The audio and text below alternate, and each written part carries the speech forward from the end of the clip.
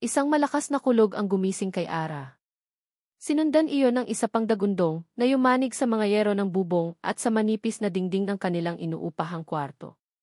Nanginginig ang kanyang buong katawan, hindi dahil sa lamig na dala ng malakas na ulan, kundi dahil sa nagngangalit na lagnat na unti-unting lumalamon sa kanyang lakas. Sinubukan niyang bumangon, ngunit walang sumunod na utos ang kanyang mga binti. Taksil. Manhid. Walang silbi. Gaya ng dati. Isang pamilyar na kirot ang gumuhit sa kanyang dibdib, mas matindi pa sa sakit ng kanyang katawan. Ang kirot ng kawalan ng pag-asa. Dahan-dahan, kinapa niya ang espasyo sa kanyang tabi sa manipis na banig.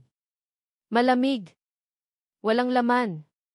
Napamulat siya ng husto.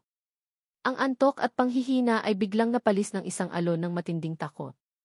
Angelo, mahinang tawag niya, halos pabulong. Anak! Walang sumagot.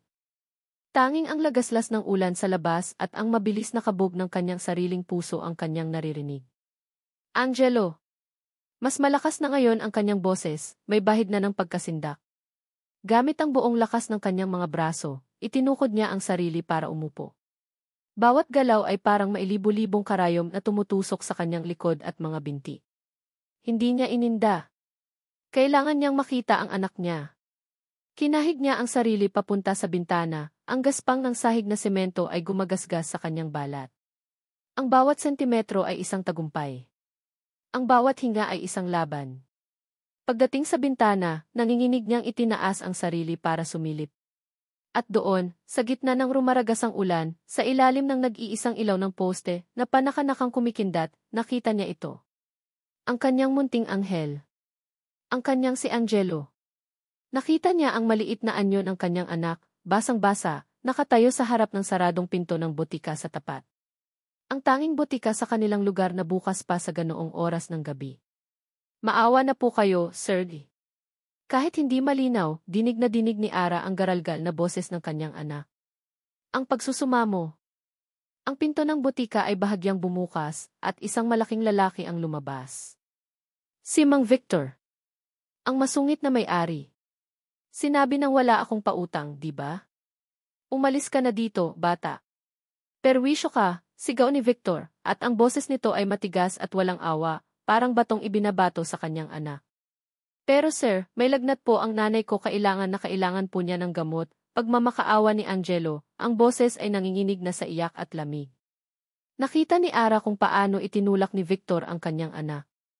Isang maliit na tulak lang, pero para kay Angelo na nanghihina na, sapat na iyon para siya ay mapaupo sa basang semento. Wala akong pakialam sa nanay mo. Umalis ka. Isang malakas na kalabog ang narinig ni Ara nang isara ni Victor ang pinto. Sa loob ng kwarto, napasubsob si Ara sa dingding. Walang magawa. Walang lakas. Isang inutil na ina. Ang mga luha ay sunod-sunod na pumatak mula sa kanyang mga mata, humahalo sa pawis ng kanyang lagnat. Narinig niya ang mahinang paghikbi ng kanyang anak mula sa labas, isang tunog na parang punyal na sumasaksak sa kanyang puso. Nais niyang sumigaw. Nais niyang tumakbo palaba at yakapin ang kanyang anak. Ngunit ang tanging nagawa niya ay suntukin ang sahig ng paulit-ulit gamit ang kanyang mahinang kamao. Bigla, isang nakakasilaw na ilaw ang tumama sa kinaupuan ni Angelo. Isang itim at makintab na sasakyan ang huminto sa gilid ng kalsada. Isang bagay na hindi nababagay sa putik at dumi ng kanilang eskinita. Bumukas ang pinto sa passenger side. Bumaba ang isang lalaking matangkad, nakasuot ng pormal na damit na nabasa na rin ng ambon. Mabilis itong nagbukas ng isang itim na payong. Hindi niya nakita ang mukha nito, ngunit nakita niya ang ginawa nito. Nilapitan nito si Angelo, ipinayong nito ang bata, at ang biglaang pagkupkop mula sa malakas na ulan ay tila isang milagro sa mata ni Ara. Dahan-dahang lumuhod ang estranghero para magpantay sila ni Angelo. Hindi marinig ni Ara ang kanilang pinag-uusapan, tanging ang mahinang ugong ng isang kalmadong boses at ang garalgal pa ring sagot ng kanyang anak. Nakita niya kung paano marahang hinaplos ng lalaki ang likod ni Angelo, isang kilos na puno ng kalinga. Pagkatapos ng ilang sandali, tumayo ang lalaki. Iniwan niya ang payong kay Angelo, na ngayon ay nakasilong na at matikas na naglakad patungo sa pinto ng botika. Kumatok siya. Hindi ito isang katok ng pagmamakaawa. Ito ay matatag, malakas at may otoridad. Muling bumukas ang pinto at iniluwan nito si Victor, ang mukha ay gusot sa inis. Ano na naman, natigilan ito nang makita kung sino ang nasa labas. Ang inis sa mukha ni Victor ay napalitan ng pagtataka, at pagkatapos ay ng bahagyang kaba, nang makita ang lalaking nakatayo sa harap niya, basa ang damit, ngunit hindi nababawasan ang pagiging kapitapitagan. Hindi narinig ni Ara ang sinabi ng estranghero, ngunit nakita niya ang kilos nito. Dumukot ito sa kanyang wallet, kumuha ng ilang bughaw na papel na pera, at iniabot kay Victor. Ang kaninang pagkaarugante ni Victor ay biglang naglaho. Nagmamadali itong tumalikod at pumasok sa loob. Wala pang isang minuto, bumalik ito na may dalang isang maliit na supot na papel. Inabot niya ito sa lalaki na parang aliping natatakot magkamali. Isinara ni Victor ang pinto, at ang estranghero ay bumalik kay Angelo. Ibinigay niya ang supot sa bata. Ang sumunod na ginawa nito ang tuluyang nagpatigil sa paghinga ni Ara. Dahan-dahan, binuhat ng lalaki si Angelo. Ang kanyang anak, na nanginginig pa rin sa lamig, ay isiniksik ang sarili sa dibdib ng estranghero, na parang doon ay ligtas ito sa lahat ng kasamaan sa mundo. At nagsimula silang maglakad. Papunta sa direksyon ng kanilang bahay. Papunta sa kanya. Bumilis ang kabog ng dibdib ni Ara. Isang halo ng pasasalamat at matinding kaba. Sino ang taong ito? Anong kailangan niya?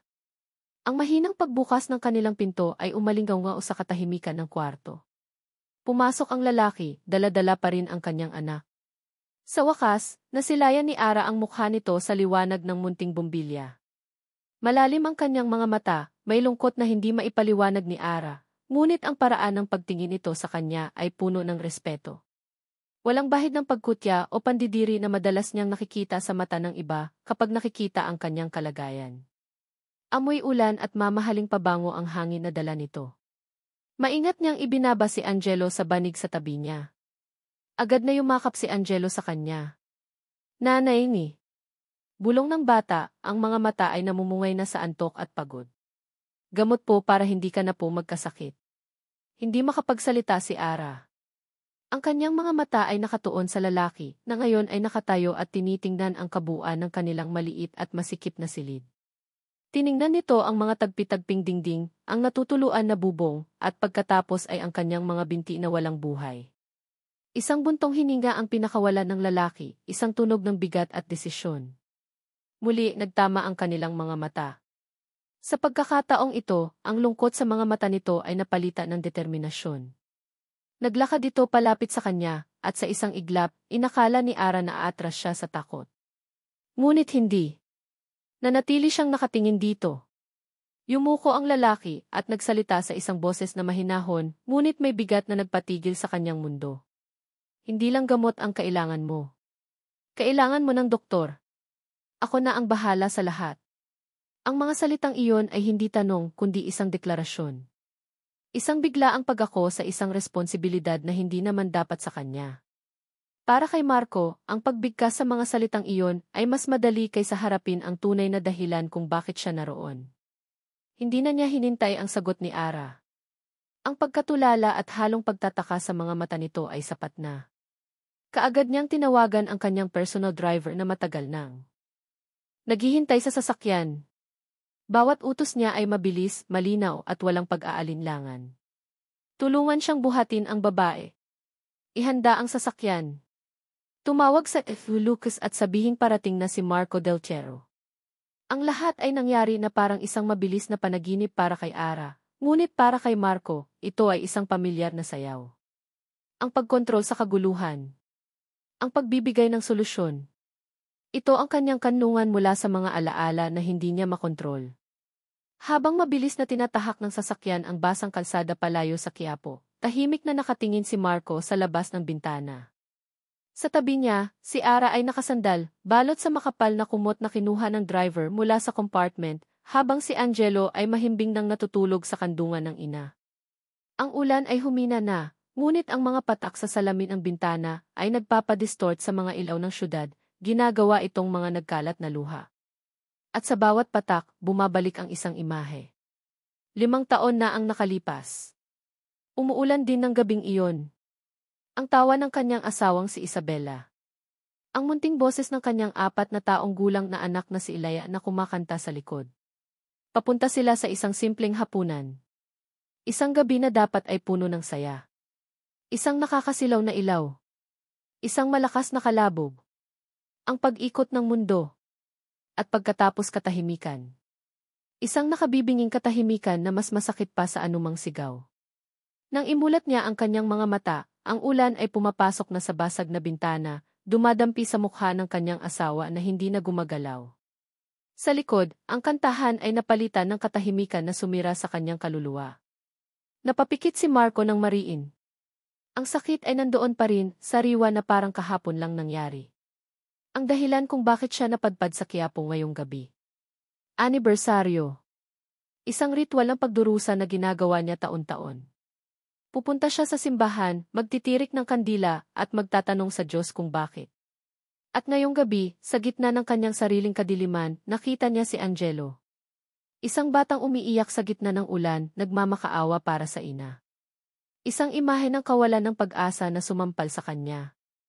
Kaya ginawa niya ang tanging alam niyang gawin. Ang magbigay. Ang tumulong.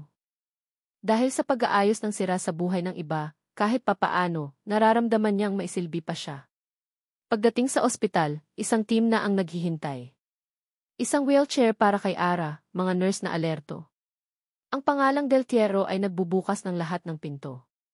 Inasikaso niya ang lahat, siniguradong ang pinakamagaling na doktor ang titingin kay Ara, at inilagay sila sa isang private suite na malayo sa ingay at gulo. Habang inaasikaso ng mga nurse si Ara sa loob ng kwarto, naiwan si Marco sa labas kasama si Angelo. Umupo ang bata sa tabi niya sa isang mahabang bench. "Sir, bakit po ang bait ninyo sa amin?" tanong ni Angelo, ang mga mata ay bilog at puno ng inosenteng pagtataka. Tumingin si Marco sa bata. Sa isang iglap, nakita niya ang imahe ni Elia. Napalunok siya para pigilan ang bara sa kanyang lalamunan. Isang malungkot na ngiti ang gumuhit sa kanyang mga labi. "May ipinangako kasi ako sa isang tao," sagot niya, ang boses ay mahina at malayo. "Ipinangako ko na habang kaya ko, walang ina ang dapat makaramdam ng ganoong klaseng takot, at walang anak ang dapat umiyak ng ganoon sa gitna ng ulan." Hindi na unawaan ni Angelo ang lalim ng kanyang sinabi, ngunit tumango ito, kontento na sa sagot. Iniwan ni Marco si Angelo sa pangangalaga ng isang pinagkakatiwalaang nurse at lumayo para tumawag. Kinuha niya ang kanyang cellphone.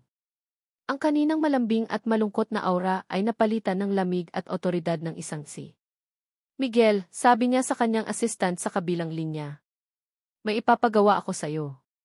May isang botika sa Quiapo, ang pangalan ng may-ari ay Victor Reyes. Gusto kong imbestigahan mo. Lahat. Personal na buhay, negosyo. May hinala akong iligal ang ginagawa niya at gusto kong malaman kung bakit." "Masusunod, Sir Marco," sagot ng assistant. "Gusto ko ng report sa lamesa ko bukas ng umaga." Walang palya. Ibinaba niya ang tawag, ang kanyang panga ay matigas sa determinasyon. Hindi niya palalampasin ang ginawang pagmamalupit sa bata. Samantala, sa madilim na eskinita ng Quiapo, si Victor Reyes ay hindi mapakali. Ang kahihiyan at inis ay nagsanib. Sino ang lalaking iyon? Ang tikas, ang mamahaling sasakyan, ang paraan kung paano siya utusan sa sarili niyang tindahan. Dahil sa galit, nagtanong-tanong siya sa mga tsismoso sa lugar. Mabilis kumalat ang balita. Ang lalaki ay nagpakilalang si Marco Del Tierro. Ang babaeng paralisado ay dinala sa isang mamahaling ospital. Nanlaki ang mga mata ni Victor. Del Tierro. Ang may-ari ng Del Tierro Corporation. Impossible. Upang kumpirmahin, sumakay siya ng taxi at pinuntahan ang ospital. Mula sa malayo, sa parking lot, nakita niya ang pamilyar na itim na sasakyan. At sa lobby, sa likod ng salamin, nakita niya ito. Si Marco Del Tierro, kausap ang isang doktor. At maya-maya, nakita niya itong pumasok sa isang private suite. Dahil sa pagkamausisa, sinubukan niyang lumapit, nagpapanggap na may bibisitahin. Mula sa isang siwang sa pinto ng suite, nakita niya si Marco na nakaupo sa tabi ng kama. At sa kama, nakahiga ang babaeng kanina lang ay nasa marumi niyang sahig. Si Ara. Sa isang iglap, ang lahat ng kulay ay nawala sa mukha ni Victor. Ang hangin ay tila naubos sa kanyang mga baga. Ara. Ang pangalan ay umalinggaw sa kanyang isipan na parang isang sumpa. Ang babaeng sumira sa kapayapaan ng kanyang kapatid. Ang babaeng tumakas. Ang babaeng matagal na nilang hinahanap. Impossible D. Bulong ni Victor sa sarili, ang kanyang boses ay nanginginig sa halo ng gulat at galit. Napatakik siya sa kanyang bibig at mabilis na tumalikod, bago pa man may makakita sa kanya. Naglakad siya palayo, ang bawat hakbang ay mas mabigat kaysa sa nauna. Ang kanyang isip ay nagliliyab. Si Ara, ang babaeng itinuturing nilang isang multo ng nakaraan, ay buhay. At hindi lang basta buhay. Kasama nito ang isa sa pinakamakapangyarihang tao sa bansa. Anong ginagawa ni Ara kasama ang sihi ng Del Tierro Corporation? Isang malamig na takot ang gumapang sa kanyang likod. Ito na ba iyon? Ang bangungot na matagal na niyang kinatatakutan. Kung malalaman ni Marco Del Tierro ang buong katotohanan, kung malalaman nito ang tungkol sa kapatid niya, kung malalaman nito ang tungkol sa tunay na dahilan kung bakit naparalisa si Ara. Ito ay hindi na lang tungkol sa kahihiyan. Ito ay tungkol sa pagkakakulong. Sa pagkasira ng lahat ng kanilang pinaghirapan.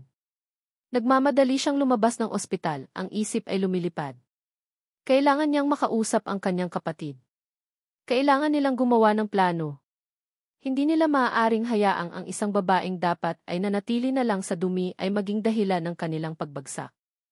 Habang papalayo, isang masamang ideya ang nabuo sa kanyang isipan.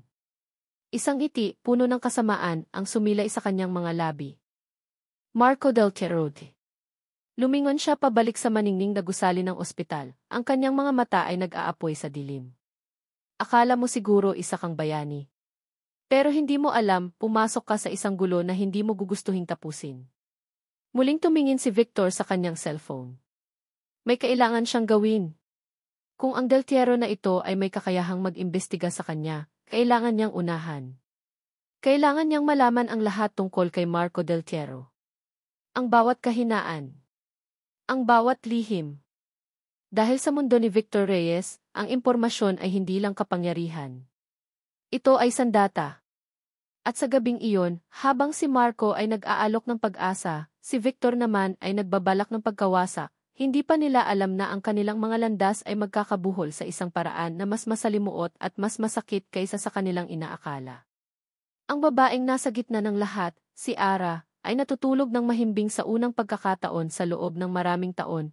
Walang kamalay-malay na ang anghel na nagligtas sa kanya ay maisariling demonyong pinagtataguan. At ang demonyong humamak sa kanya ay maihawak na lihim na maaaring sumira sa kanilang lahat. Lumipas ang mga araw na parang isang panaginip para kay Ara. Ang bawat umaga ay hindi na sinasalubong ng amoy ng alikabok at nabubulok na kahoy, kundi ng malinis na amoy ng disinfectant at sariwang linen.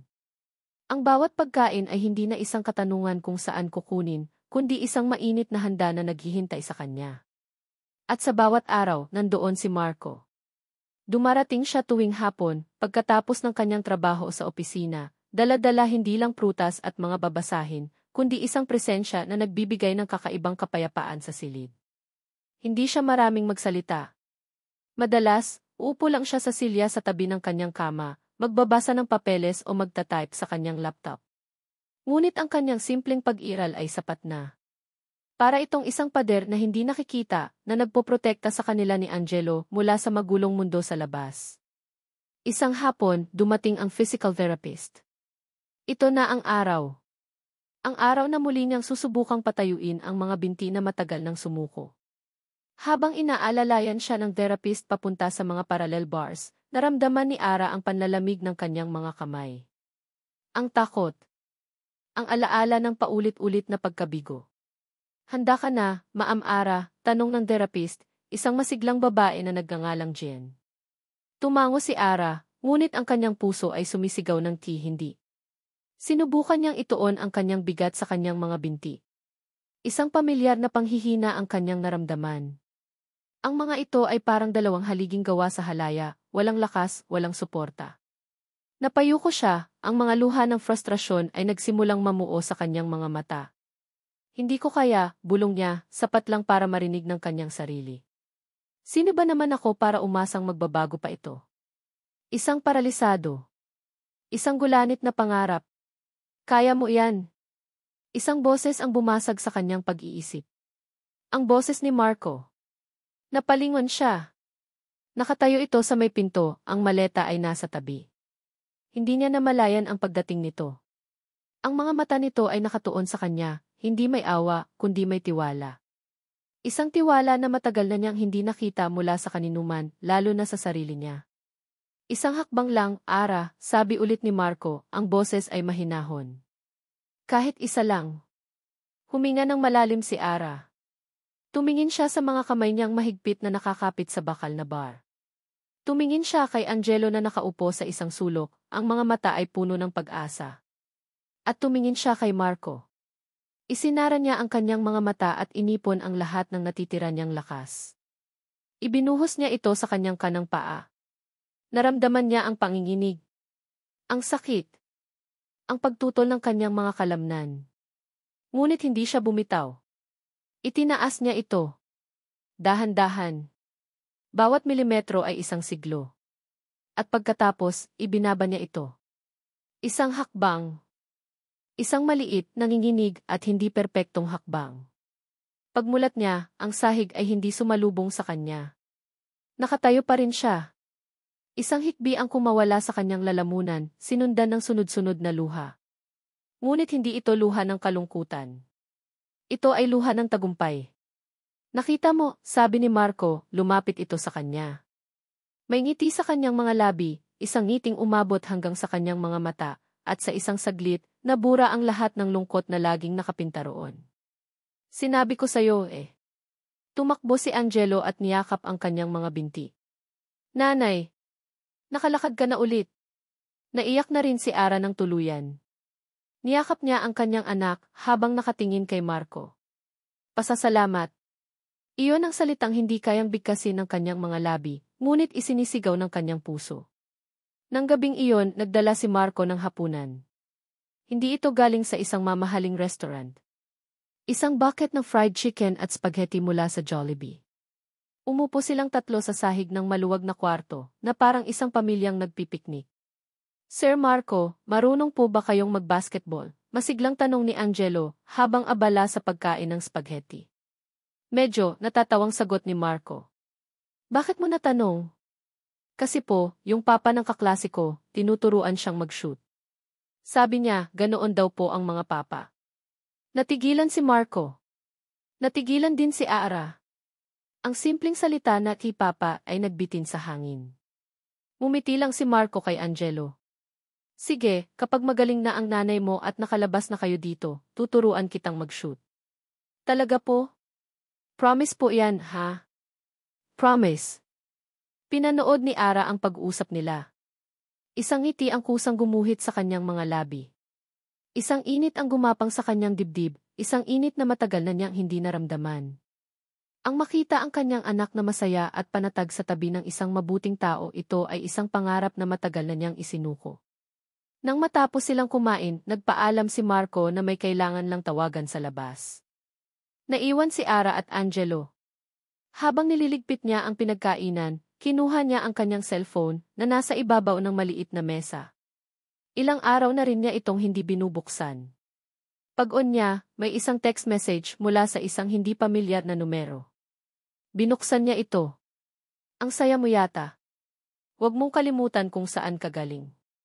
Para siyang binuhusan ng nagielong tubig. Ang ngiti sa kanyang mga labi ay naglaho. Ang init sa kanyang dibdib ay napalitan ng pamilyar na kilabot. Bigla, ang malinis na kwarto ay naging isang kulungan. Ang mabuting samahan nila ni Marco ay naging isang kasinungalingan. Nabitawan niya ang cellphone. Lumikha ito ng malakas na kalabog sa sahig. Nay, ayos lang po kayo, tanong ni Angelo. Anak, nanginginig niyang sagot. Nabitiwan ko lang. Sakto namang pumasok si Marco. Nakita niya ang namumutlang mukha ni Ara at ang cellphone sa sahig. May problema ba, Ara? Tanong niya, ang boses ay puno ng pag-aalala. Umiling si Ara, mabilis na pinupulot ang cellphone at itinatago ito sa ilalim ng unan. Ayaw niyang makita nito. Ayaw niyang madamay ito sa gulo ng kanyang nakaraan. Wala, pilit niyang umiti. Spam message lang. Alam mo na, yung mga nanalo daw ako sa raffle. Tinitigan siya ni Marco, tila hindi kumbinsido, ngunit tumango na lang ito. CJ, magpahinga ka na. Kailangan mo ng lakas para bukas. Ngunit ng gabing iyon, hindi dumating ang pahinga. Ang mga salita sa text message ay umalinggaw sa kanyang isipan. Huwag mong kalimutan kung saan ka galing. Ang kanyang nakaraan. Ang madilim na bahay. Ang mga sigaw. Ang mga pasa. Nakatulog siya, ngunit ang kanyang isip ay hindi nagpahinga. Dinala siya nito pabalik. Nasa tuktok siya ng hagdanan. Nag-aaway sila. Ang mga salita ng lalaki ay parang mga latigo. Saan ka pupunta? Akala mo makakatakas ka sa akin, sigaw nito. Akin ka lang, Ara. Pati ang batang yan. Hindi ako sayo. At hindi mo pag-aari ang anak ko, sigaw niya pabalik, yakap-yakap ang kanyang tiyan. Isang masamang ngiti. Isang malakas na tulak. Ang pagkawala ng balanse. Ang pag-ikot ng mundo. Ang matinding sakit sa kanyang likod nang bumagsak siya sa paanan ng hagdanan. Huwag! Napabalikwa si Ara ng bangon, sumisigaw, humihingal at basang-basa ng pawis. Ang sakit ng multo mula sa kanyang panaginip ay naramdaman niya sa kanyang likod. Biglang bumukas ang pinto ng kwarto. Si Marco. Pumasok ito, ang mukha ay puno ng pag-aalala. Hindi pala ito umuwi. Nakaupo lang pala ito sa bench sa labas. Ara, anong nangyari? Tanong nito, mabilis na lumapit sa kanya. Ngunit ang nakikita ni Ara ay hindi si Marco. Ang nakikita niya ay ang mukha mula sa kanyang bangungot. Ang mga kamay na nagtulak sa kanya. Huwag. Huwag mo akong sasaktan.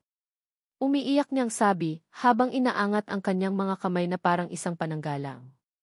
Parang awa mo na, G. Sa loob ng kanyang maliit at masikip na opisina sa likod ng botika, nakaupo si Victor Reyes sa dilim. Ang tanging liwanag ay nagmumula sa monitor ng kanyang lumang desktop computer. Sa kanyang harap, isang baso ng murang alak. Sa kanyang isip, isang bagyo ng galit at takot. Ilang araw na siyang hindi mapakali. Ang imahe ni Ara, na ngayon ay nasa ilalim ng proteksyon ni Marco Del Tierro, ay parang isang multo na hindi siya tinatantanan. Ang pag-iral nito ay isang banta. Isang bombang orasan na anumang oras ay maaaring sumabog. Kailangan nating gumawa ng paraan, kuya, sabi ng boses sa kabilang linya ng cellphone na naka-loudspeaker. Boses ng kanyang nakababatang kapatid. Si Rico. Ang ama ni Angelo.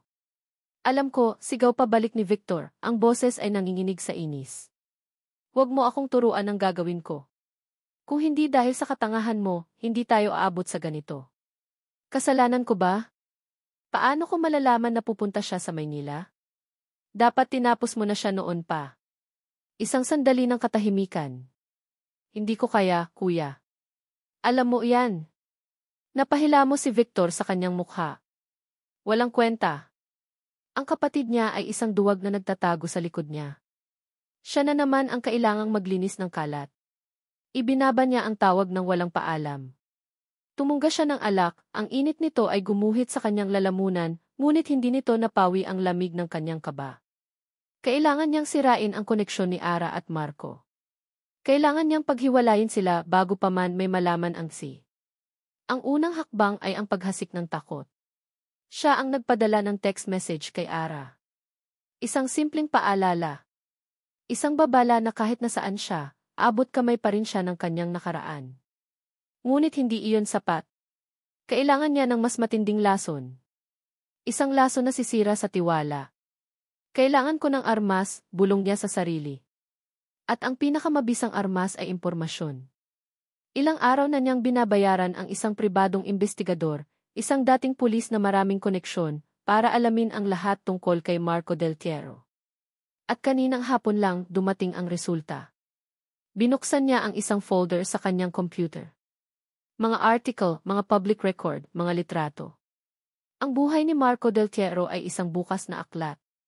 Ang tagumpay ng kanyang kumpanya, ang kanyang mga charity work at ang trahedya. Isang news clipping ang nakakuha ng kanyang atensyon. Isang article mula 5 taon na ang nakalipas. Siu's wife, daughter, killed gas hit and run. Tinitigan ni Victor ang petsa ng article. October 28. Isang pamilyar na kaba ang kumalat sa kanyang dibdib. October 28. Dahan-dahan, binuksan niya ang isa pang file. Isang lumang kalendaryo. Hinanap niya ang petsang iyon, 5 taon na ang nakalipas. May nakasulat sa kahon. Isang pangalan at isang numero ng telepono ng isang taga-talyer. Ang araw na iyon ay ang araw na tinawagan siya ni Rico, umiiyak at nanginginig. Ang araw na sinabi nitong may nabangga ito. Isang malaking pagkakamali. Kuya, tulungan mo ako. Hindi ko sinasadya.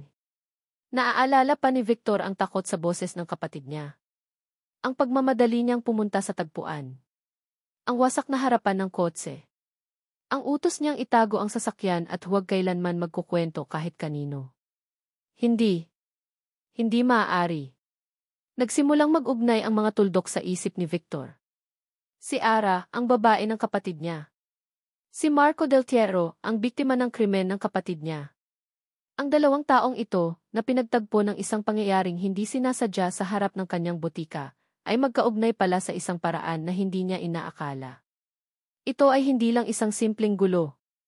Ito ay isang perpektong bagyo. Isang banggaan ng 2 trahedya. Sa isang iglap, ang takot ni Victor ay napalitan ng isang bagay na mas madilim. Isang bagay na mas mapanganib. Isang oportunidad. Isang masamang ngiti ang gumuhit sa kanyang mga labi. Kanina lang, problema niya kung paano paghihiwalayin sina Ara at Marco. Ngayon, hawak na niya ang pamatay na sandata. Hindi niya kailangang sirain ang tiwala nila sa isa't isa. Ang kailangan niya lang gawin ay sabihin ang katotohanan. O isang bersyon ng katotohanan na pabor sa kanya. Tumayo siya. Naglakad-lakad sa loob ng opisina. Ang kanyang utak ay tumatakbo ng mas mabilis kaysa dati. Si Marco ay tumutulong kay Ara dahil sa awa. Ngunit ano ang mangyayari kung malaman niyang ang babaeng tinutulungan niya ay konektado sa taong pumatay sa kanyang pamilya? Ang awa ay mapapalitan ng galit. Ang pagtulong ay magiging paghihiganti. At si Ara? Ang kawawang babae na umaasa sa isang tagapagligtas. Anong gagawin niya kung ang tagapagligtas na iyon ay biglang maging isang halimaw na puno ng pagkamuhi? Babalik siya sa wala. Babalik siya sa kadiliman. At marahil babalik siya sa kanyang kapatid, kung saan siya nararapat. Perpekto. Isang tawa ang kumawala kay Victor. Hindi isang tawa ng saya, kundi isang tawa ng kabaliwan. Isang tawa ng isang taong nakahanap ng solusyon sa bingit ng pagkatalo. Hawak na niya ang baraha. Ang alas. Hindi na siya ang nasa depensa. Siya na ngayon ang aatake. Umupo siya muli sa harap ng computer. Hindi pa ito ang oras para sabihin ang lahat kay Marco. Kailangan muna niyang lasunin ang isip ni Ara. Kailangan niyang iparamdam dito na ang kasiyahang nararanasan nito ay pansamantala lang. Nag-type siya ng isa pang text message gamit ang isang bagong isip card. Ngunit bago niya ito ipadala, nagbago ang isip niya. Masyadong simple ang text. Kailangan niya ng isang bagay na mas personal. Isang bagay na mas masakit. Nagpasya siyang aksidenteng imakita si Ara sa ospital. Isang maikling pag-uusap. Isang simpleng paghingi ng tawad na may kasamang lason. Hindi lang pala ang babae mo ang may utang sa pamilya ko, sabi ni Victor sa kanyang sarili, habang tinititigan ang litrato ni Marco Del Tierro sa screen. Ang kanyang boses ay malamig at puno ng kasamaan. Ikaw pala ang may malaking utang sa amin, Jimmy Del Tierro. At malapit na kitang singilin. Ang gabi ay malalim na. Sa isang mamahaling ospital, isang babae ang dahan-dahang natututong magtiwala muli. Sa isang madilim na opisina, isang lalaki ang naghahasa ng kanyang mga sandata, handang sirain ang lahat ng pag-asang iyon para iligtas ang sarili. Ang laso ng pagdududa ay naihanda na. Hinihintay na lang nito ang tamang oras para pumatak. Kinabukasan, pagkatapos ng bangungot, ginawa ni Marco ang lahat para pagaanin ang loob ni Ara. Nagdala siya ng almusal, nagkwento tungkol sa mga kalokohan ng kanyang mga empleyado, at tiniyak kay Ara na ligtas ito. Ang takot na naramdaman ni Ara noong gabi ay dahan-dahang napalitan ng hiya. Paano niya nagawang pagbintangan ang isang taong walang ginawa kundi tumulong sa kanya? Pasensya ka na talaga, Marco, sabi ni Ara, hindi makatingin ng diretsyo. Masama lang ang panaginip ko. Wala yon, Ara, sagot ni Marco, ang boses ay malumanay. Lahat tayo ay may mga bangungot. Ang mahalaga, nandito ako paggising mo. Ang mga salitang iyon ay dapat nagbigay ng kapanatagan kay Ara. Ngunit sa halip, nag-iwan ito ng isang maliit na tinik sa kanyang puso. Ang kabaitan ni Marco ay napakabuti para maging totoo. Ang tulong niya ay napakalaki para walang kapalit. Ang text message mula sa hindi kilalang numero ay bumalik sa kanyang isipan. Huwag mong kalimutan kung saan ka galing. Lumipas ang ilang araw. Patuloy ang paggaling ng kanyang mga binti at kasabay nito ang paglalim ng ugnayan nila ni Marco. Nagiging pamilyar na ang kanilang mga tawanan, ang kanilang mga kwentuhan. Ngunit sa likod ng bawat ngiti ni Ara, may isang anino ng pagdududa, isang takot na anumang oras ay babawiin ang lahat ng ito sa kanya. Isang hapon, habang naglalakad siya ng dahan-dahan sa pasilyo ng ospital para sa kanyang therapy, isang pamilyar na mukha ang kanyang nakasalubong. Si Victor Reyes. Natigilan si Ara. Ang hangin ay tila naubos sa kanyang paligid. Ang lakas na kanyang iniipon sa kanyang mga binti ay biglang naglaho. Magandang hapon, Ara, bati ni Victor, ang ngiti sa kanyang labi ay hindi umabot sa kanyang mga mata. Nagkataon lang. May dinalaw lang akong kamag-anak. Kumusta ka na? Balita ko, nasa mabuting mga kamay ka raw. Hindi makapagsalita si Ara. Ang tanging gusto niyang gawin ay tumalikod at tumakbo. Huwag kang mag-alala, patuloy ni Victor na tila nababasa ang kanyang isip. Nandito ako para humingi ng tawad. Sa ginawa ko sa anak mo. Mainit lang talaga ang ulo ko noon. Pasensya na. Ang paghingi ng tawad ay hindi nagbigay ng ginhawa kay Ara. Sa halip, mas lalo siyang kinabahan. Alam mo, sabi ni Victor, habang nagkukunwaring tinitingnan ang kanyang relo, swerte ka pa rin at si Sir Marco Del Tiero ang nakakita sa inyo. Napakabuting tao. Matulungin. Lalo na sa mga tulad mo. Mahilig siyang tumulong sa mga charity. Para sa kanya, siguro, isa kang magandang proyekto. Ang bawat salita ay parang isang patak ng asido na tumutulo sa puso ni Ara. Proyekto. Ang salitang iyon ay tumama ng husto. Hindi siya ganoon, mahinang tanggi ni Ara, ngunit kahit siya ay hindi kumbinsido sa sariling sinasabi. Sana nga, sabi ni Victor, habang tinatapik siya ng bahagya sa balikat. Pero alam mo naman ang mga mayayaman, di ba? Kapag nakuha na nila ang gusto nilang publisidad, o kapag nagsawa na sila, iiwan ka rin nila. Ingat ka, Ara. Baka isang araw, gigising ka na lang na bumalik ka ulit sa putik. Tumalikod na si Victor at naglakad palayo, iiwan si Ara na nakatayo sa gitna ng pasilyo, nanginginig. Ang mga salita nito ay isang laso na mabilis na kumalat sa kanyang sistema, pinapatay ang bawat usbong ng pag-asa. Kinagabihan, hindi dumating si Marco sa karaniwang oras. Sinubukan niyang kalmahin ang sarili. Busy lang siya sa trabaho. Darating din yon. Ngunit habang lumilipas ang mga oras, ang mga salita ni Victor ay paulit-ulit na umuulit sa kanyang isipan. Kapag nagsawa na sila, iiwan ka rin nila. Biglang tumunog ang kanyang cellphone. Isang notification ng message. Mula sa isang hindi pamilyar na numero. Nanginginig niyang binuksan ito. Isang litrato. Nasa litrato si Marco, nakaupo sa isang lamesa sa isang mamahaling restaurant. Sa tapat niya, isang magandang babae, nakangiti habang nakikipag-usap sa kanya. Mukha silang masaya. Mukha silang bagay. Iyon na iyon. Ang katibayan. Nagsimulang manlabo ang kanyang paningin dahil sa mga luhang namumuo. Tama si Victor. Isang proyekto lang siya. Isang charity case. At ngayon, tapos na ang proyekto. Nakahanap na ito ng iba. Nang sa wakas ay bumukas ang pinto at pumasok si Marco, isang ibang Ara ang kanyang dinatnan. Isang Ara na malamig na ang mga mata ay puno ng sakit at akusasyon. Gabi na yata, sabi ni Ara, ang boses ay walang emosyon. Sorry, na-late ako, sabi ni Marco, hindi pa napapansin ang pagbabago sa kanya. May importante lang na meeting kasama ang abogado ng kumpanya. Abogado. Isang magandang babaeng abogado, marahil. Meeting ba talaga? Tanong ni Ara, ipinakita sa kanya ang cellphone. O baka naman date? Natigilan si Marco nang makita ang litrato. Nakita niya ang pagkalito at pagkatapos ay pagkainis sa mukha nito. Ara, ano to? Saan mo nakuha yan? Trabaho lang yan. Siya si Atchumi.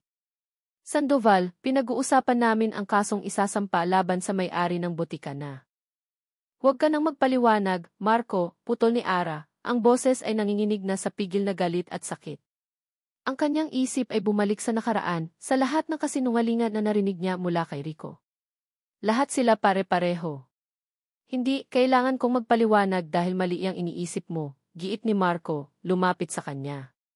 Huwag, sigaw ni Ara nang subukan nitong hawakan ang kanyang braso. Napaurong siya na parang napaso. Ang paghawak nito ay hindi na nagbigay ng kalinga, kundi nagpabalik sa alaala ng mga kamay na nanakit sa kanya. Huwag mo akong hawakan, umiling-iling siya, ang mga luha ay malaya ng dumadaloy. Pare-pareho lang kayo. Gagamitin niyo ang isang tao, at kapag nagsawa na kayo, itatapon niyo na lang na parang basura. Natigilan si Marco. Ang sakit sa mga mata ni Ara ay totoo, ngunit ang mga salitang binitiwan nito ay parang isang sampal sa kanya. Matapos ang lahat ng ginawa niya, ito ang isusukli sa kanya. Isang walang basehang akusasyon. Ang kanyang sariling pagod at frustrasyon ay nagsimulang umapaw. Hindi ko alam kung ano ang nangyayari sa'yo, Ara, sabi niya, ang boses ay malamig at nasasaktan.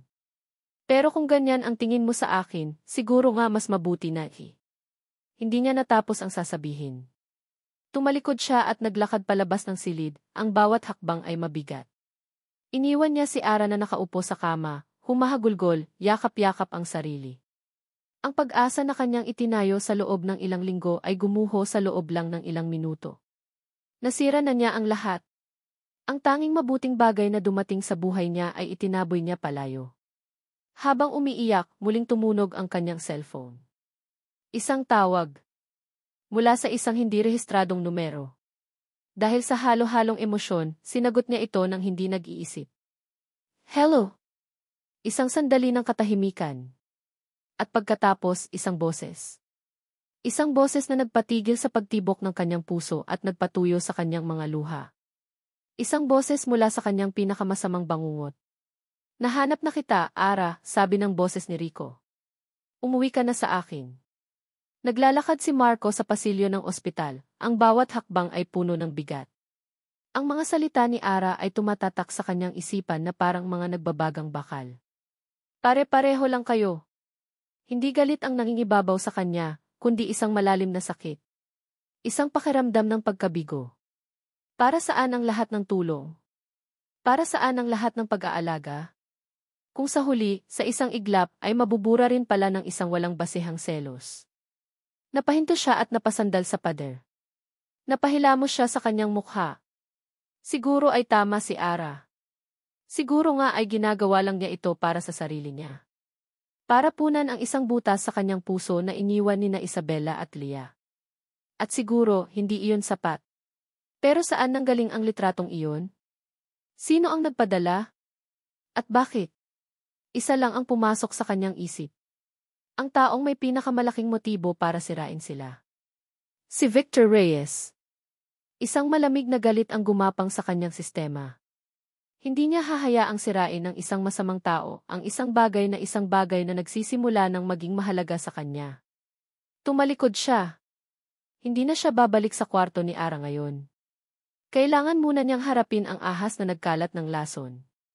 Nagmamadali siyang bumaba, sumakay sa kanyang sasakyan, at minaneho ito pabalik sa Quiapo. Ang gabi, ang ulan na muling bumuhos, ang madilim na eskinita, lahat ay nagpapaalala sa kanya ng gabing una niyang makita si Ara at Angelo. Ang kaibahan lang, ang awa na naramdaman niya noon ay napalitan na ngayon ng nagngangalit na galit. Wala nang katok-katok. Sinipa ni Marco ang pinto ng botika. Bumagsak ito ng malakas. Nadatnan niya si Victor sa likod ng counter, nagbibilang ng pera. Nagulat ito, ngunit agad na napalitan ng isang mapanuyang ngiti. Del Tiero, sabi ni Victor, tila inaasahan na ang kanyang pagdating. Anong ipinagpuputok ng butsi mo? May kailangan ka bang gamot para sa high blood? Tigilan mo na ang kalokohan mo, Victor, sabi ni Marco, ang boses ay mababa at mapanganib. Alam kong ikaw ang may pakana ng lahat. Ang text, ang litrato. Layuan mo na si Ara. Tumawa si Victor, isang tawang nakakainsulto. Ako? Bakit ko naman gagawin yon? Baka naman talagang may ginagawa kang milagro kasama ng abogado mo. Huwag mong ibahin ang usapan, sigaw ni Marco, lumapit at kwinelyuhan ito. Ano ang gusto mo? Pera. Sabihin mo kung magkano at ibibigay ko, basta tigilan mo na siya. Ang ngiti sa mukha ni Victor ay biglang nawala. Napalitan ito ng isang ekspresyon ng purong pagkamuhi. Pera. Akala mo ba lahat ng bagay sa mundo na bibili ng pera mo, Del Tiero? Ano pa bang gusto mo? Ang gusto ko. Tinitigan ni Victor si Marco ng diretso sa mata, ang kanyang mga mata ay nag-aapoy sa isang lihim na galit. Ang gusto ko ay malaman mo ang katotohanan. Binitiwan ni Marco si Victor. May kakaiba sa tono nito. Isang bagay na nagbigay sa kanya ng malamig na kaba. Gusto mong malaman ang totoo, Jim Del Tiero, dahan-dahang sabi ni Victor, na parang nilalasap ang bawat salita.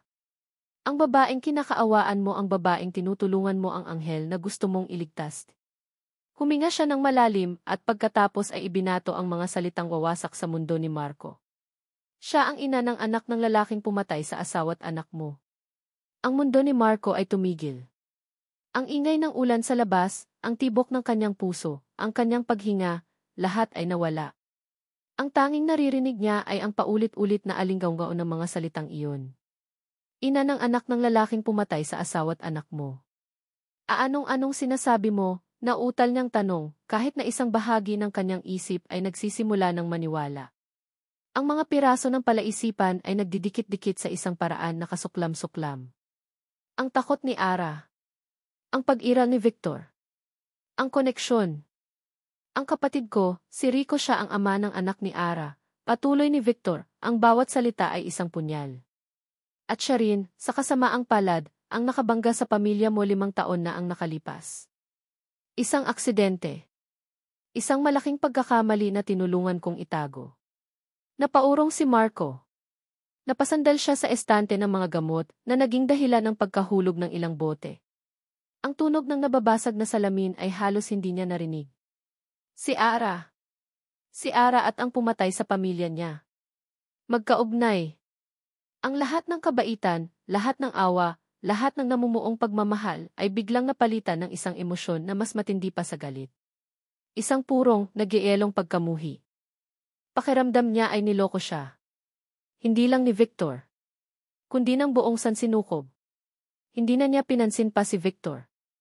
Tumalikod siya at naglakad palabas na parang isang zombie. Sumakay siya sa kanyang kotse at pinaharurot ito pabalik sa ospital. Ang kanyang isip ay blanko, ngunit ang kanyang puso ay puno ng lason. Pagdating niya sa harap ng kwarto ni Ara, huminto siya. Ang pinto ay bahagyang nakabukas. Narinig niya ang boses ni Ara sa loob. Umiiyak. Hindi. Hindi ako sasama sa'yo, Rico. Tigilan mo na ako'y. Kinumpirma ng mga salitang iyon ang lahat. Rico. Itinulak niya ang pinto. Si Ara, nakapapatay lang ng tawag, ay napalingon. Ang kanyang mukha ay basang-basa ng luha. Nang makita niya si Marco, isang bahid ng pag-asa ang sumilay sa kanyang mga mata. Akala niya ay bumalik ito para ayusin ang lahat. Marco T. Ngunit ang Marco na nasa harap niya ngayon ay hindi na ang Marco na umalis kanina. Ang mga mata nito, na dati puno ng kalinga, ay puno na ngayon ng isang bagay na hindi pa niya nakikita dati. Isang malamig na puot. Isang tingin na tumago sa kanyang kaluluwa at nagpahiwatig na alam na nito ang lahat. Alam na nito ang kanyang pinakamatinding kasalanan, ang magmahal ng isang halimaw. Naramdaman ni Ara na nanuyo ang kanyang lalamunan. Ang pag-asa ay napalitan ng matinding takot. Totoo ba? Tanong ni Marco, ang kanyang boses ay kalmado sa isang paraan na mas nakakatakot kaysa sa anumang sigaw. Walang emosyon. Walang init. Malamig na parang yelo. Hindi maintindihan ni Ara kung anong itotoo ang tinutukoy nito. Ang tungkol sa pagiging bayolente ni Rico. Ang tungkol sa pagtakas niya. Ngunit hindi na iyon mahalaga. Ang paraan ng pagtingin sa kanya ni Marco ay nagsasabi ng lahat. Hinusgahan na siya. Hindi siya naghintay ng sagot. Tumalikod si Marco. Naglakad palayo at sa pagkakataong ito, alam ni Ara na hindi na ito babalik. Bawat hakbang nito palayo ay isang pako na ibinabaon sa kanyang kabaong. Naiwan siyang mag-isa sa silid na ngayon ay tila isang malawak at malamig na libingan. Ang tawag mula kay Rico. Ang pag-alis ni Marco. Ang lahat ng kanyang mga pangarap ay hindi lang nasira. Dinurog ang mga ito hanggang sa maging abo. Lahat ay nawala. Marco. Paghihiganti. Iyon lang ang laman ng isip ni Marco habang pinapatakbo niya ang sasakyan sa gitna ng gabing walang direksyon. Ang mukha ni Isabela, ang tawa ni Ilya, ang mga alaala na pilit niyang ibinabaon ay muling sumurface, ngunit ngayon may kasama ng mukha. Ang mukha ni Rico, ang kapatid ni Victor, ang ama ng anak ni Ara. Ang babaeng tinulungan niya. Ang babaeng nagsimula na niyang mahalin. Kasabot ba siya? Alam ba niya? Ang mga tanong ay parang laso na kumakain sa kanyang utak. Hinusgahan niya ito kaagad sa ospital. Ngunit ngayon, sa lamig ng kanyang sasakyan, isang maliit na bahagi ng kanyang pagkatao, ang bahaging nakakilala sa takot sa mga mata ni Ara, ay nagtatanong. Kailangan niya ng pruweba. Kailangan niyang malaman ang buong kwento. Alam niya kung saan magsisimula. Sa lungga ng ahas. Imbes na hanapin si Rico, bumalik siya sa botika ni Victor. Sarado na ito, ngunit wala siyang pakialam. Ginamit niya ang isang bakal na nakuha niya sa gilid ng daan para sirain ang padlock sa likod na pinto. Pumasok siya sa madilim na opisina. Ang amoy ng alak at sigarilyo ay nangingibabaw. Naghanap siya. Binuksan niya ang mga drawer, kinalat ang mga papeles. Naghahanap siya ng kahit ano, isang address, isang numero, isang dokumento na mag-ugnay kay Rico sa krimen. Sa ilalim ng lamesa, nakakita siya ng isang maliit at kinakalawang na metal box. Nakalock. Ginamit niya ulit ang bakal para sirain ito. Sa loob, hindi address ang nakita niya. Mga liham. Mga luma at lukot na liham. At isang maliit na cassette tape recorder. Kinuha niya ang isang liham. Ang sulat kamay ay pamilyar. Sulat kamay ni Ara. Nanay, tatay, basa niya sa panimula. Ito ay isang liham para sa mga magulang ni Rico. Sumusulat po ako para humingi ng tulong. Hindi ko na po kaya. Araw-araw na lang po ang pananakit ni Rico. Natatakot po ako para sa sarili ko at para sa batang dinadala ko. Sabi niya, kung magsusumbong daw ako, papatayin niya ako.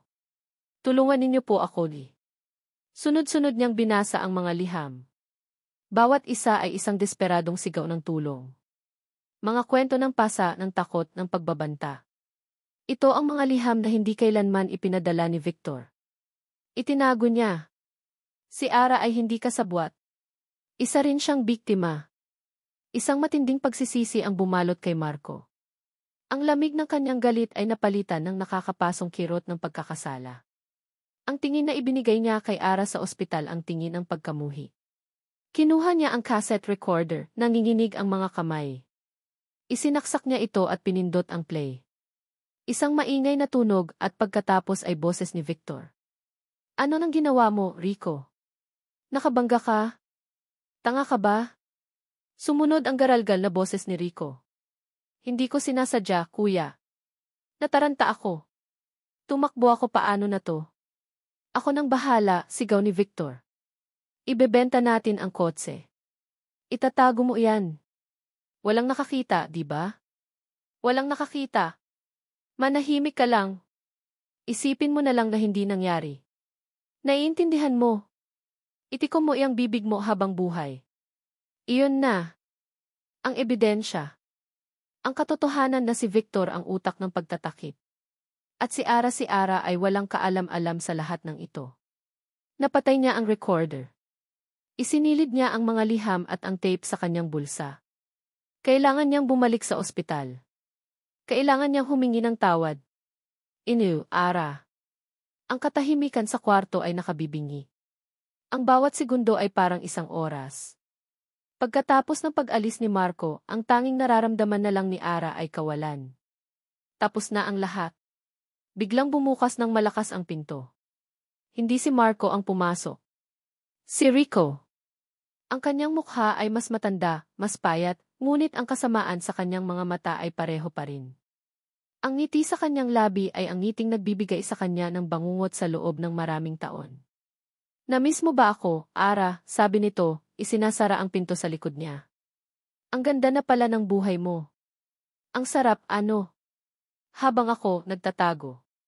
Napaurong si Ara sa kama hanggang sa maramdaman niya ang malamig na pader sa kanyang likuran. "Anong ginagawa mo dito? Paano mo ako nahanap?" "Salamat sa kuya ko," sabi ni Rico. "At salamat sa bago mong boyfriend. Kung hindi dahil sa kanya, hindi kita mahahanap. Kaya halika na.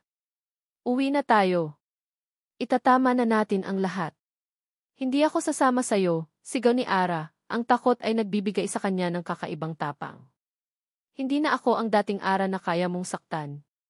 Tumawa si Rico, isang tawang nakakakilabot. "Talaga ba?"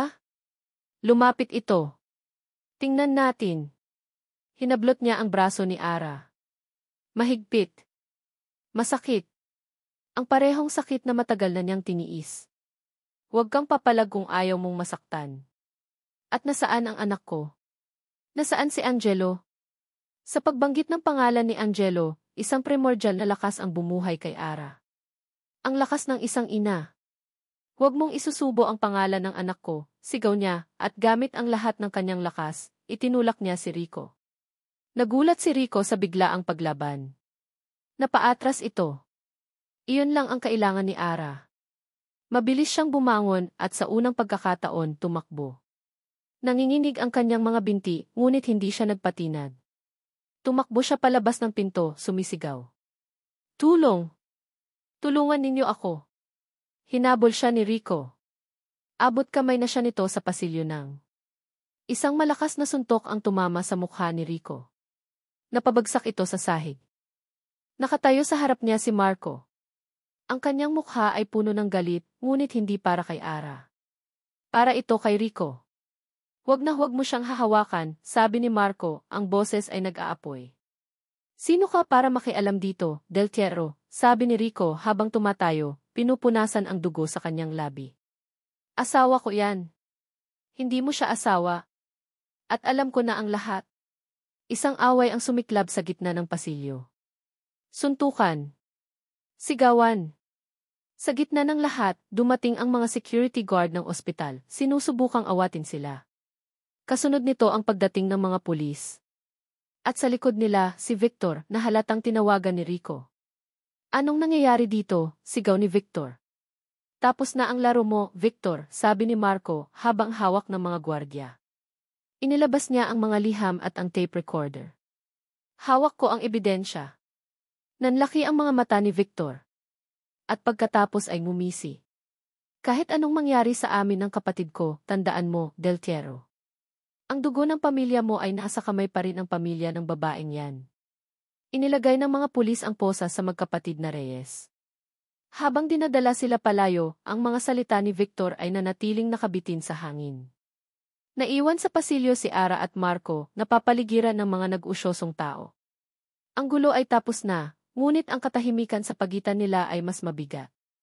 Dahan-dahang lumapit si Marco kay Ara, na nanginginig pa rin sa isang sulok. Ang galit sa kanyang mukha ay wala na. Ang natira ay isang malalim, nakakaawang pagsisisi. Lumuhod siya sa harap niya, sa gitna ng lahat ng tao. Hindi niya alintana ang mga nakatingin. Tanging si Ara lang ang nakikita niya. Ang mga luha ay nagsimulang tumulo mula sa kanyang mga mata. "Ara, di." sabi niya, ang kanyang boses ay basag. "Patawarin mo ako." Ang mga salitang "ipatawarin mo ako" ay nagbitin sa hangin, mas malakas pa kaysa sa mga bulungan ng mga usisero sa paligid. Nakaluhod si Marco sa harap ni Ara, ang isihi na kinikilala ng lahat, ay nagpapakumbaba sa paraang hindi pa niya kailanman nagawa. Nakatitig lang si Ara sa kanya. Ang mga luha ay patuloy na dumadaloy sa kanyang pisngi, ngunit hindi na ito luha ng takot o sakit, kundi ng isang emosyon na hindi niya mapangalanan. Isang halo ng gulat, kalituhan, at isang maliit na kislap ng pag-unawa. Tinulungan niya itong tumayo. "Marco, di." Sa rooftop, sabi lang niya. "Kailangan nating mag-usap." Ang rooftop ng ospital ay tahimik, maliban sa mahinang ugong ng hangin ng syudad. Ang mga ilaw ng Maynila ay kumikinang sa ibaba na parang isang karagatan ng mga bituin. Dito, sa taas ng lahat, tila mas madaling huminga. Ipinakita sa akin ng mga pulis ang mga liham, sabi ni Ara, binabasag ang katahimikan. Ang mga sulat na akala ko ay tinapon lang ni Rico. Itinago pala sila ng kapatid niya. Nakita ko rin, sagot ni Marco. Ara, ang nangyari kanina ang mga sinabi ko, ang tingin na ibinigay ko sa iyo. Wala akong karapatan. May karapatan ka, mahinang sabi ni Ara, nakatingin sa malayo. Kung ako man ang nasa posisyon mo, baka mas malala pa ang nagawa ko. Ang dugo ng pamilya mo konektado pa rin ito sa akin. Sa anak ko. Iyon ang katotohanan. Isang katotohanan na hindi nila mabubura. Isang sugat na palagi nang magiging bahagi ng kanilang mga kwento. Lumapit si Marco sa kanya, ngunit may pag-aalinlangan. Noong una, tinulungan kita dahil nakita ko sa inyo ni Angelo ang pamilya na nawala sa akin. Para akong nagbabayad ng utang sa nakaraan. Isang paraan para maibsan ang sarili kong bigat. Humarap siya kay Ara, ang kanyang mga mata ay puno ng sinseridad. Pero habang tumatagal, Ara, hindi na iyon ang dahilan. Tinulungan kita dahil sa'yo. Dahil sa tapang mo. Dahil sa pagmamahal mo kay Angelo. Dahil sa kabila ng lahat ng pinagdaanan mo, hindi ka sumuko. Natuto akong magmahal ulit, hindi dahil sa awa, kundi dahil sa'yo, pagpapatuloy niya. At ang pagmamahal na iyon ang nagbulag sa akin kanina. Ang sakit na malaman na konektado ka sa trahedya ko. Nawala ako. At sa pagkawala ko, nasaktan kita. Patawarin mo ako. Tumingin si Ara kay Marco. Sa wakas, naiintindihan na niya. Ang galit nito kanina ay hindi galit ng isang kaaway.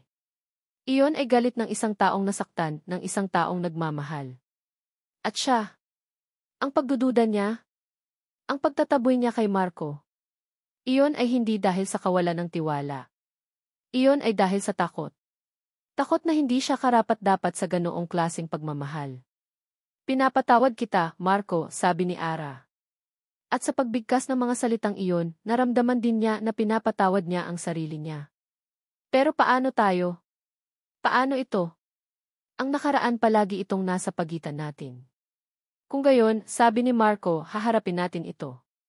Araw-araw. Magkasama. Hindi para kalimutan, kundi para matutunang paghilumin. Ang pagpapatawad ay hindi isang beses lang ginagawa, Ara. Ito ay isang desisyon na ginagawa natin araw-araw. Dahan-dahan, kinuha ni Marco ang kamay ni Ara. Sa pagkakataong ito, hindi siya umilag. Ang init ng kamay nito ay hindi na banta, kundi isang pangako. Isang kanlungan. 3 taon ang lumipas. Isang maaraw na linggo ng umaga. Ang amoy ng sinangag at mainit na kape ay pumupuno sa isang maliit, ngunit maaliwalas na bahay sa isang tahimik na subdivision. Angelo, dahan-dahan sa hotdog, baka mabilaukan ka, saway ni Ara, habang naglalagay ng plato sa mesa. Ang kanyang paglakad ay normal na, may bahagya na lang na bakas ng kanyang dating pinsala. Ang lungkot sa kanyang mga mata ay napalitan na ng isang kalmadong saya. Okay lang yan, ma, sabi ni Marco habang ginugulo ang buhok ni Angelo. Hindi na siya si Sir Marco. Malaki na ang Papa Angelo natin. Papa Marco, natatawang sabi ni Angelo, na ngayon ay isang masigla at matalinong bata. Umupo si Marco sa tabi ni Ara at inakbayan ito. Ang kanilang samahan ay hindi isang perpektong fairy tale. May mga araw ng pag-aalinlangan. May mga araw na bumabalik ang mga anino ng nakaraan. Ngunit sa bawat pagkakataon, pinipili nilang harapin ito ng magkasama, pinipili nilang magpatawad, at pinipili nilang magmahal. May ipapakita po ako sa inyo, sabi ni Angelo, tumakbo papunta sa kanyang bag at kinuha ang isang papel. Check-an po ni Maam. Perfect score. Ipinakita niya ang isang essay. Sa itaas, nakasulat ang pamagat, ang aking bayani, ang aking abogado. Binasa ni Marco at Ara ang sinulat ng bata. Ito ay tungkol sa isang batang lalaki na gustong maging isang mahusay na abogado balang araw. Hindi para yumaman, kundi para ipagtanggol ang mga taong inaapi, tulad ng kanyang ina. Isang pangarap na isinilang mula sa pasasalamat at inspirasyon na nakuha niya mula sa isang mabuting tao na dumating sa kanilang buhay. Ang kanyang Papa Marco. Napaluha si Ara habang nagbabasa. Tumingin siya kay Marco na nakangiti sa kanya, ang mga mata ay nagniningning sa pagmamahal at pagmamalaki. I'm so proud of you, anak, sabi ni Marco, niyakap si Angelo. Yumakap si Ara sa kanilang dalawa. Dito, sa yakap na ito, naramdaman niya ang tunay na kahulugan ng tahanan. Hindi ito isang lugar na walang problema o walang sakit na nakaraan. Ito ay isang lugar kung saan ang mga sirang pira-piraso ay maaaring buuin muli, kung saan ang mga sugat ay maaaring maghilom, at kung saan ang pagmamahal ay sapat na malakas para tanggapin ang lahat ng kapintasan. Ang kanilang kwento ay hindi nagsimula sa isang palasyo, kundi sa isang madilim na eskinita sa gitna ng ulan. Hindi ito kwento ng isang prinsipe na nagligtas sa isang damsel in distress.